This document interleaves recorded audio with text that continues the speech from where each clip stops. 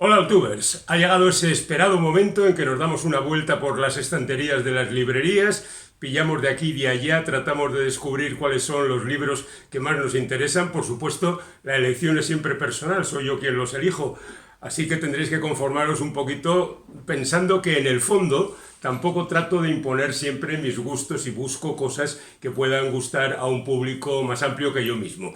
En consecuencia, hay algunos libros que he leído, otros que he leído a medias y otros más que no he leído, pero que de alguna manera me inspiran cierta confianza a la hora de plasmarlos aquí. Bueno, como siempre vamos poco a poco y partimos de los libros que ya he leído, que siempre es una forma mejor de comenzar porque uno tiene mayores convencimientos acerca de lo que está presentando. Uno que me ha gustado mucho es este de Forde Gritten, el día que Niels Bick murió. Es un autor noruego al que no conocía en absoluto, a pesar de que tiene una larga trayectoria, tiene ya 65 años y esta es pues su novela de gloria en Noruega y llega hasta nosotros con la idea de que es una novela a tener muy en cuenta. Y la verdad es que es a tener muy en cuenta, porque en estas breves 180 páginas este hombre nos cuenta toda la vida del protagonista que tiene el nombre que aparece en el título. Y lo hace a través del momento en que un día se levanta y tiene la intuición de que se va a morir. Entonces este hombre, que es un marinero, un tipo que maneja un transbordador en un fiordo noruego, coge el barco y se va a recorrer el fiordo por última vez. Y en su recorrido va recordando y va rememorando cómo se encontró con este y con aquel, y lo que es más curioso, se va encontrando con los fantasmas de algunos de esos personajes, incluida su perra Luna, incluida su mujer, por supuesto, que murió poco tiempo antes, incluidos los vecinos. Hay para todos, porque hay historias dramáticas, terribles, verdaderamente abrumadoras, y otras que son más livianas, más divertidas, como por ejemplo el día que un vecino le propuso que ejerciera de vigilante en las citas a ciegas que ha montado a través de una plataforma, para ver si a él le parece que esas personas con las que ha quedado pueden darle la felicidad, porque ese vecino tiene la intuición de que nuestro protagonista es un hombre feliz, lo cual no es totalmente cierto, como veremos a lo largo de otras declaraciones, por ejemplo, por parte de su mujer.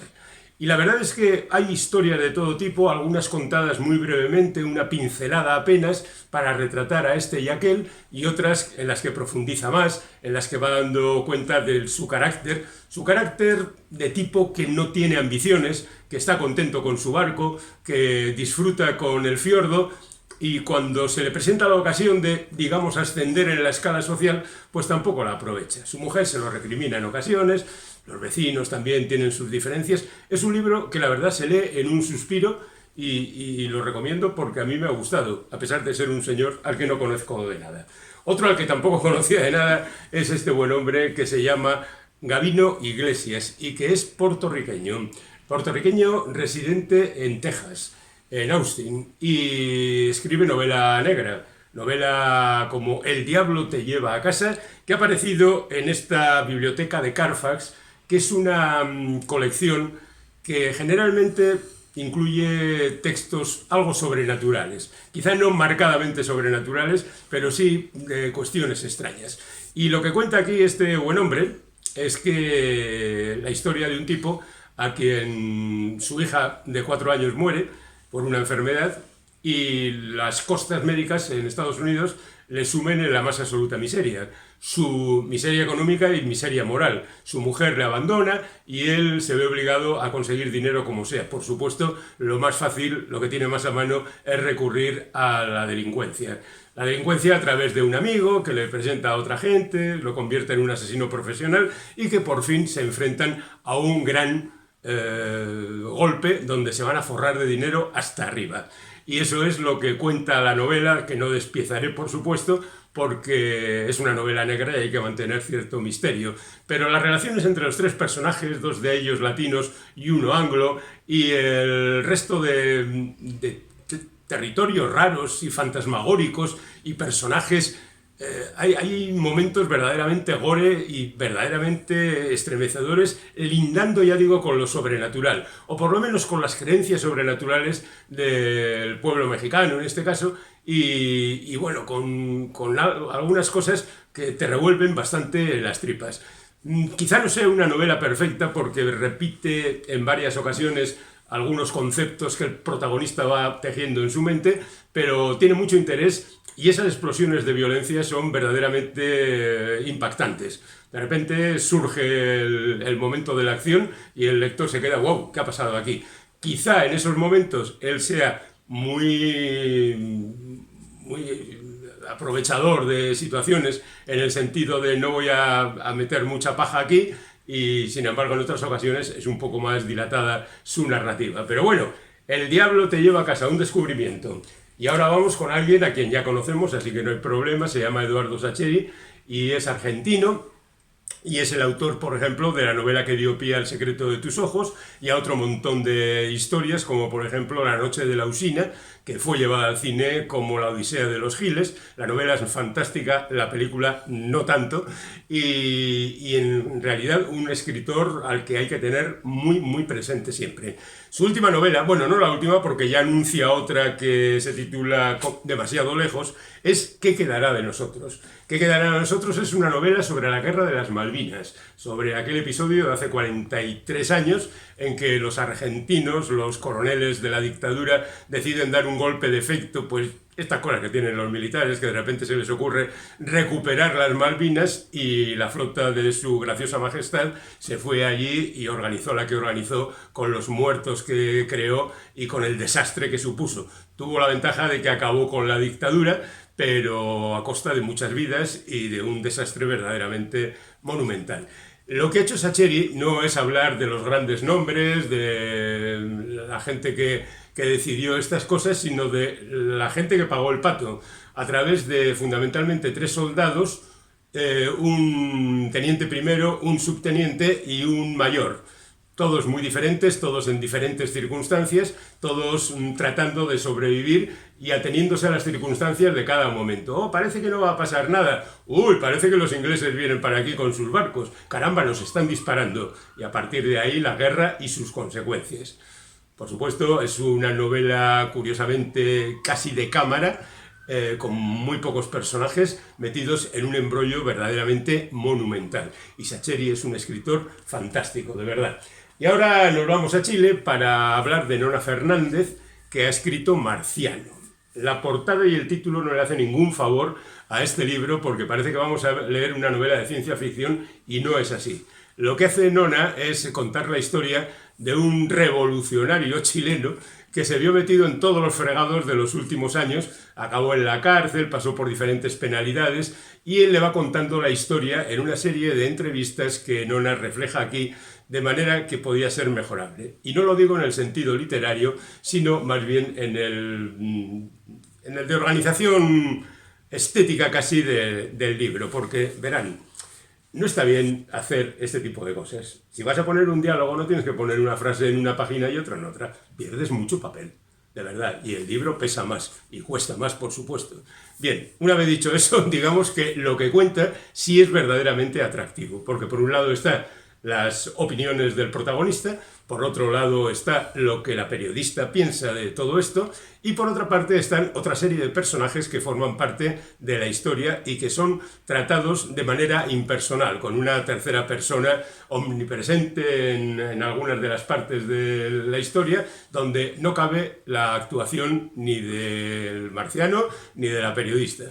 Es una novela siempre interesante, ya digo, con estas historias de que de repente te pasas 50 páginas en 10 minutos, y esas conversaciones, por ejemplo, son muy interesantes. Pero en ese momento yo me estaba acordando de por qué estamos perdiendo tanto papel. Seguimos por territorio latinoamericano. Ahora nos vamos con Alma, Delia Murillo y Raíz que no desaparece. Volvemos a México de nuevo.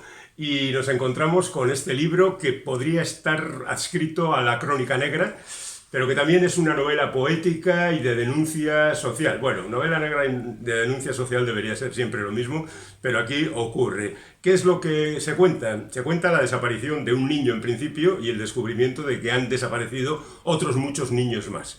Y que hay que tratar de descubrir qué es lo que está pasando. En lugar de recurrir a la investigación policíaca, se busca un camino diferente a través de algo parecido al realismo mágico, como es escuchar a los árboles. Los árboles se supone que saben qué es lo que ocurre y que se lo van a contar a las madres que han perdido a sus hijos. Y a través de esa visión poética y de ese realismo social que decía por otra parte, que es el que refleja la triste situación de estos niños secuestrados, desaparecidos, pues es lo que compone esta novela, que es muy breve, que tiene 200 y pocas páginas y que nos sumerge en un universo muy particular. También quiero decir que estos libros corren el peligro de que uno no entre totalmente en su formulación literaria, que su narración nos resulte algo extraña, algo ajena y no consigamos encontrarle el punto. Yo reconozco que he leído muy pocas páginas del libro, me ha interesado, seguramente seguiré leyéndolo, es más que seguro, pero entiendo que hay lectores que puedan de repente decir igual me siento en territorio desconocido. Bien, pues eso es lo importante, entrar en territorios desconocidos. Nos vamos a territorios más conocidos porque, señoras y señores, acaba de aparecer el nuevo libro de Miquel Santiago, que es ese escritor que rompe todos los récords en materia de ventas cuando escribe sus libros, que generalmente son novelas negras, las últimas, salvo las 3 primeras, todas las últimas ambientadas en Euskal Herria y contando historias como muy cercanas, al menos para nosotros, por supuesto. Y La chica del lago es una novela que cuenta una historia pues de las que le gustan a Miquel y de las que les gusta a sus miles de seguidores, que son verdaderamente legión. Parte de la idea de una escritora que ha escrito un libro sobre algo que un día en una firma de libros le es recordada por uno de los que allí se acercan. A partir de ahí le da las pistas para que busque qué es lo que ocurrió con la protagonista que refleja en esa novela que ha escrito. Y, por supuesto, la cosa se irá liando y circulando por los caminos habituales. Es muy larga esta novela, es la más larga de las de Miquel, está en 700 páginas, pero como es bien sabido, las novelas de Miquel Santiago se leen muy rápido porque el tipo tiene un sentido de la narración como muy de seguir funcionando. Así que, en realidad, esta es la noticia. Miquel Santiago tiene nuevo libro. Lo tiene también Joyce Carol Oates, que no sé, insisto, ya lo he dicho varias veces, de dónde saca tiempo esta mujer para escribir estos tochos que tienen, en este caso, por ejemplo, 700 y pico páginas también. Se titula El señor Fox y es también una novela criminal. La anterior, Carnicero, era bastante más breve.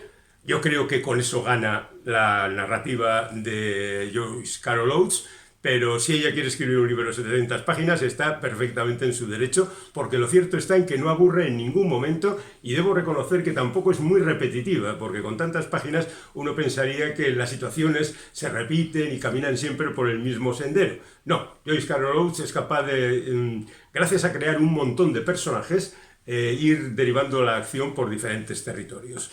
¿Y aquí qué es lo que cuenta? Pues que en una tranquila población un día aparece el señor Fox. El señor Fox es misterioso, es elegante, es muy amable, es un tipo encantador, pero al poco de aparecer el señor Fox empiezan a aparecer ciertas cosas delictivas que hacen que la población empiece a mirar al señor Fox con una mirada diferente. Y a partir de ahí, lo que suele hacer Joyce Carol Oates, que es encantarnos siempre. Lo mismo hace Susana Martín Gijón, que después de una trilogía bastante convencional, con detective bastante convencional, ha decidido sumergirse en la historia. Lo hizo en su novela anterior, que se titulaba La Babilonia 1580, y ahora avanza apenas 5 años para contarnos en La Capitana otra historia de misterio, una novela negra histórica, más histórica que negra, pero que tiene también componentes de investigación. Y por supuesto, como en la novela anterior, también hay personajes religiosos metidos en este trajín. Es verdad que en el siglo XVI la religión tenía mucha importancia, pero en esta novela lo tienen, y vaya que sí. Aquí está Ana de Jesús, apodada La Capitana, que saca adelante un convento con mano firme cuando de repente aparece un cadáver, entonces tiene que ponerse a buscar ayuda para descubrir qué es lo que ocurre y se encuentra con Fray Juan de la Cruz. Y ahí están los dos contentos y felices investigando estas cosas. Aquí tenemos un volumen de Álvaro Pombo que está revisitando su vida y haciéndolo a través de algunos cuentos. Es el primer volumen de unos cuentos autobiográficos que se refieren a determinados momentos de su vida. No son muchos, seguramente no tiene escritos los siguientes todavía porque Álvaro es así, pero en cualquier caso cuenta historias que en ocasiones son episodios muy ligeros, otros tienen más importancia en el devenir de su historia, y lo cierto es que Pombo es un fino estilista que nos trae de aquí para allá con gran entusiasmo. Y luego tenemos a Juan Francisco Ferré, que es un autor que creo que merece más atención de la que tiene. Es el autor, por ejemplo, de Providence, aquella novela Lovecraftiana, por decirlo de alguna manera, que en su momento fue muy importante. Tuvo mucho éxito, fue, creo, finalista en el premio Herralde, y la verdad es que tuvo la atención del público y crítica, pero de entonces aquí, a pesar de que ha seguido escribiendo, no ha tenido la atención que merece, y ahora con todas las hijas de la casa de mi padre, creo que debemos prestarle atención. Esto es una crónica de la transición, entre 1977 y 1983. Y cuenta qué es lo que ocurre en España en esa época a través de una familia que tiene sus más y sus menos, sus compromisos, sus problemas y sus enfrentamientos.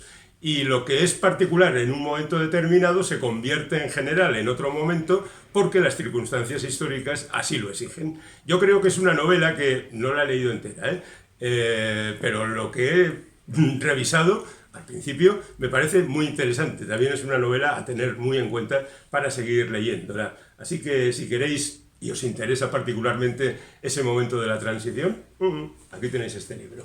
Y ahora nos vamos con un par de libros de ensayo, por decirlo de alguna manera. Mercedes Halfon ha escrito este libro sobre Vítor Gombrowicz, que se titula Extranjero en todas partes.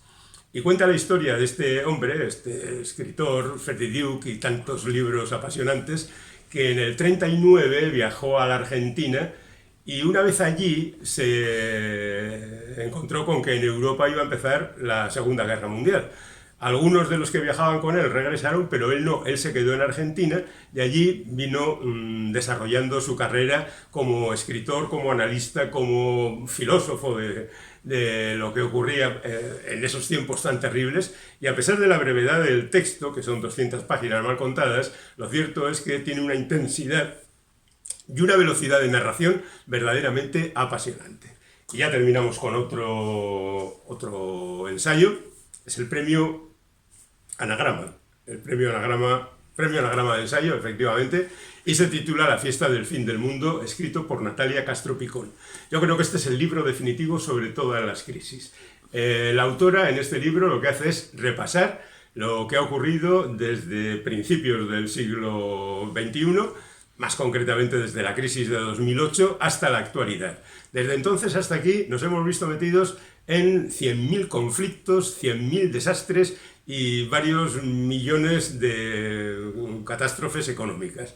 Bueno, pues eso ha creado en la población una especie de sentido del apocalipsis que nos hace estar, por un lado, diciendo aquello de vive como si te fueras a morir mañana, es decir, me voy a gastar las últimas monedas que me quedan en el bolsillo porque igual mañana no tengo oportunidad.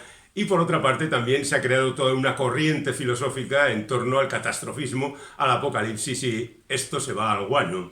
Y Natalia hace una recopilación de todo esto, nos lo empaqueta muy bien, nos lo monta, nos lo presenta y piensa que debemos disfrutarlo. Aquí tenéis 12 libros para pasarlo bien o para pasarlo mal, pero en cualquier caso para disfrutar de la lectura. Esperamos que os gusten.